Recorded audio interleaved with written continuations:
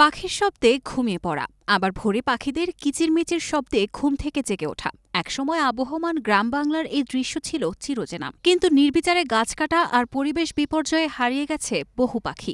তবুও অভিমান ভুলে মানুষের পাশে নিরাপদ আশ্রয়ে এখনও বাস করছে পাখিরা। মানুষের সাথে এ যেন মায়ায় জড়ানো নিবিড় সম্পর্ক। এমনই দৃশ্য চোখে পড়ে কিশোরগঞ্জের কটিয়াদীতে। পৌরসভার কামারকোনা মহল্লা, আচমিতা বাজার, মসুয়া ইউনিয়নের মুগদিয়া ও বেতাল রোড, উজানচর বাজারসহ একাধিক এলাকায় গড়ে উঠেছে পাখিদের অভয়াশ্রম। শুকনো মৌসুমে হাওরে থাকে পাখিরা, বর্ষায় জলমগ্ন মাঠ থেকে আশ্রয় নেয় নিরাপদ গ্রামে। অনেক কাস্টমার এসে বলে যে এইগুলা কি জেতা বাস্তব পাখি, মানুষ বিশ্বাস করতে পারে না যে এগুলা কি আসলে বাস্তব না অবাস্তব। আমার রেস্টুরেন্টের সিঁড়ির পাশ দিয়ে কিন্তু পাখিগুলাকে থাকে, কিন্তু পাখিগুলো এখন এই বিশ্বাস তাদেরও জন্মে গেছে যে তারা এই জায়গায় নিরাপদ। সন্ধ্যার আগ মুহূর্তে এভাবেই কিচিরমিচির শব্দ করে নিজের আপন নীড়ে ফেরে পাখি। এ যেন এক অভূতপূর্ব দৃশ্য। সন্ধ্যা ঘনিয়ে আসার আগেই ঝাঁকে ঝাঁকে চড়ুই পাখির দল আসতে শুরু করে। একসময় গাছের পাতা এবং পাখি আলাদা করে বোঝাই যেন কঠিন হয়ে যায়। চারপাশ ভরে ওঠে পাখিদের কলকাকলিতে। আগে তো আসিল না, অনেক কিছুদিন ধরে মনে করি বেশিরভাগ আছি।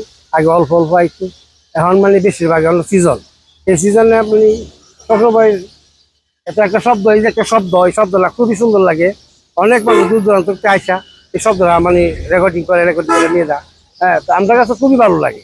পাখিদের এই মিলন মেলা দেখতে পরিবার পরিজন নিয়ে ছুটে আসেন দর্শনার্থীরা। কাছ থেকে পাখি দেখে মুগ্ধ হয়ে ওঠে শিশুরাও। চড়ুই পাখি দেখছি, অনেক ভালো লাগছে আমাদের।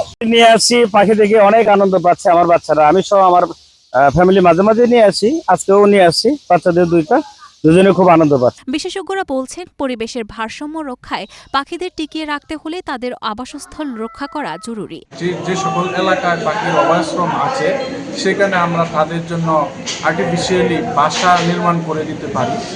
কৃত্রিমভাবে যদি আমরা সেখানে বাসা নির্মাণ করে দিই তাহলে তারা সহজে সেখানে থাকার একটা সুব্যবস্থা হবে।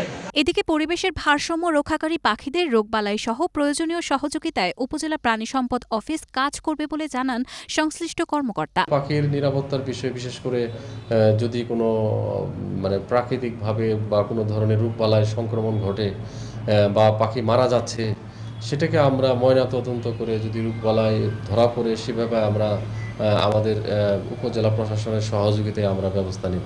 পরিবেশ ও প্রকৃতি রক্ষায় গাছপালা সংরক্ষণ যেমন জরুরি, তেমনি জীববৈচিত্র্য রক্ষায় পাখিদের জন্য অভয়াশ্রম তৈরি করা সময়ের দাবি। সচেতনতা ও যথাযথ আইনের প্রয়োগ হলে প্রকৃতির সাথে পাখিরাও বেঁচে থাকবে যুগ যুগ ধরে।